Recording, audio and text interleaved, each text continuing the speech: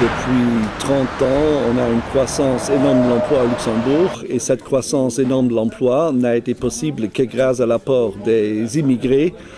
et des frontaliers puisque le réservoir luxembourgeois était absolument insuffisant. Alors, dans ce contexte, on le voit dans les différentes branches de la sécurité sociale, surtout en matière d'assurance pension. L'apport des frontaliers de l'emploi a rentré des cotisations et on a eu promettre des pensions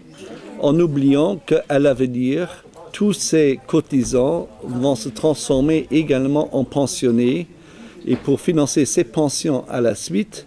il faudra de nouveau de plus en plus de l'emploi, donc de plus en plus de travailleurs frontaliers immigrés, de façon que le système ne pourra plus fonctionner. On est dans un système pyramidal et à la longue, ce système ne pourra plus survivre de par lui-même. On le voit très bien au niveau de l'assurance pension, d'abord par l'apport de cotisation, mais aussi par exemple au niveau de l'assurance maladie, le fait que les frontaliers sont établis en travail au Luxembourg sont une population jeune, les immigrés sont aussi une population jeune,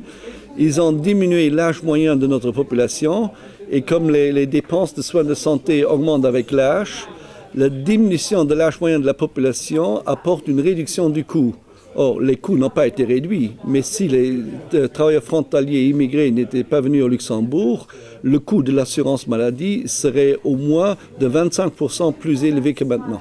Évidemment, on aurait toutes les réformes qu'on a faites depuis 87, 91 et 2002 n'auraient pas pu être faites si l'emploi au Luxembourg était resté constant. Au contraire même, si l'emploi était resté constant, on aurait dû augmenter les cotisations déjà à partir de 1992 et actuellement on serait à un taux de cotisation de 42%, ce qui est absolument inimaginable pour une économie